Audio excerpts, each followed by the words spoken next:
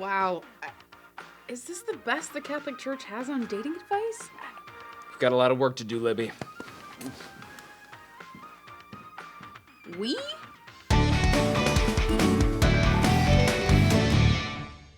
Welcome to Catholic Central. I'm Kai. And I'm Libby. So, Catholic dating. How are we supposed to do it? What does dating even mean? And why is it often so awkward and weird? Today, we'll look at some wisdom we can find in the Catholic tradition and how it might be able to help. But first, what do people mean when they say dating? The answer is, there is no real answer, and that's part of the problem. Up until our moment in history, each culture had pretty specific customs when it came to courtship and marriage. Good or bad, at least everyone was on the same page. In 2016, there were 110 million singles in the US, but no common social script or understanding of how to do dating. Dating situations can become like a trip to the emergency room. You're not sure what you're even doing there, and you're kind of afraid to find out. Then there are the specifically Catholic problems. Why won't any of these guys ask me out? All I want is a good Catholic marriage. Well, I'd ask that girl over there out, but I don't know if her credit's good enough to co-sign on a mortgage. What about that guy? He's looking your way. Yeah, I need to marry someone with green eyes. What about that girl over there? She's smiling at you. Oh, yeah, but see, I'm friends with friends of two of her friends, so if she says no, I'll never see them again. And they're the best Frisbee golf players I know. And what if there's something better out there? So, everyone knows there are problems. What are the solutions? 1, be intentional. But not too intentional. Catholics essentially see dating as what you have to do in order to get married. So if you can't see yourself marrying someone, ask yourself why you want to date them. On the other hand, we can't get so freaked out by potential far-off events that we can't make any decisions. Jesus himself said, "Do not worry about tomorrow. Tomorrow will take care of itself." There are a lot of things you can learn about yourself and others when you're dating, so look for those. And don't try to guess the ending before you even begin. Hey guys, I totally understand the whole not overthinking it part, but I met this great guy at church and I think he would make a great father, and he asked me out for coffee, and what does it mean? It means he wants to have coffee. One date doesn't mean you'll get married. Fine, yeah. Well, it also means that he wants to get to know more about you. Take it step by step. If you like him, keep going out with him, without assuming he's probably your future husband. You can always reassess if you spend time with him, but don't see a future with him. And that brings us to number 2, don't use people. Catholics believe that all people have dignity and worth. We all have to learn to respect people because they are people, not because they can do something for us, either physically or emotionally. Preventing that icky "I've been used" feeling is the most basic reason why the church teaches that sex should be saved for marriage. If you make it a point not to use people throughout the whole dating process, it won't be as scary or painful to end it. Let's face it, even the best relationships do end, or at least change once, one of you kicks the bucket. Well, that brutal honesty leads us to number 3. Be honest. We need to be honest with ourselves and others about what we think is going on and what we want. As Jesus tells us, let your yes mean yes and your no mean no. Human beings are great at being selfish, and dating is no exception. There are so many reasons for wanting to be with someone that might not be healthy. And that brings us to number 4, be healthy. We all have bad habits, not to mention wounds from childhood, past relationships, and bitterness from getting our names spelled wrong on our coffee at Starbucks.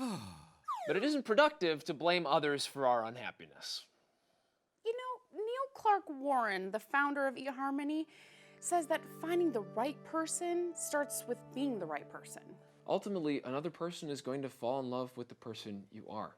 So if there are a few things you could improve in, focus on healing what might be holding you back and developing your gifts and talents. If you don't know who you are, you can't look for someone truly compatible. So I started dating this girl, and I just admitted to myself that I don't actually enjoy talking to her, but she checks off all the boxes. You know how long I've looked for someone who checks off all the boxes? Long time, I'll tell you that much. So, that's an excellent example of why not to be in a relationship with someone. Just because you think someone is perfect on paper doesn't mean that you're meant to be together. And getting married is not going to magically fix all of your problems, or even any of them. Walking away might be one of the hardest things to do. But this actually takes us to one of the most important guidelines for dating. Be vulnerable. Catholics follow in the footsteps of people who stared down lions without complaining. Yet we are terrified to look someone in the eye and tell them how we feel. In the theology of the body, Pope St. John Paul II says that we all want to be seen. Vulnerability is hard, but it makes it possible for us to have our deepest desires fulfilled in a way that nothing else can. Lastly, be careful not to dwell on singlehood like it's a curse, or make marriage into an idol. Obviously, it can be really hard. I mean, my biological clock is not slowing down, and like all my friends are already married, having babies, you know? So here I am, eating donuts! And that can be a really difficult cross to bear. But there are so many things you can do as a single person while your married friends are back home changing diapers. Catholics believe that every person is born with a brand new, never-before-seen soul, and so each person will have a unique path. If you look at the saints, the fact that they had such different lives from everyone else is precisely what made them who they were. So you can't let yourself get sucked into comparing yourself to others. It'll leave you depressed and unable to see the good in everything you do have, and even what God might be calling you to do. Singlehood and dating can be messy and lonely and awful, but the silver lining, it's not more messy, lonely, and awful than being in a bad relationship. Each stage in life has its own joys and suffering.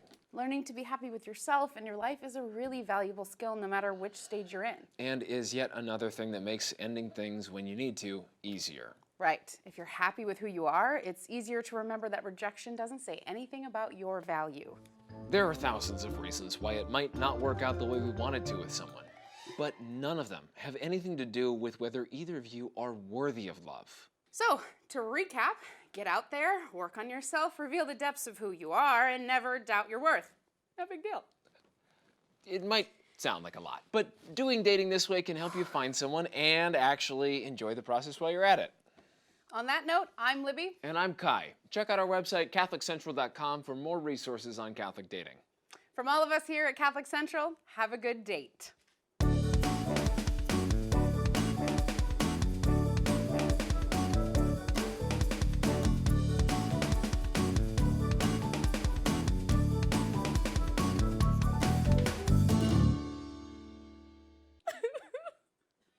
Libby, no. Just...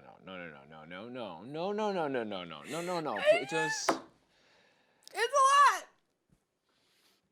lot! She's very emotionally stable ordinarily. So, gentlemen... Why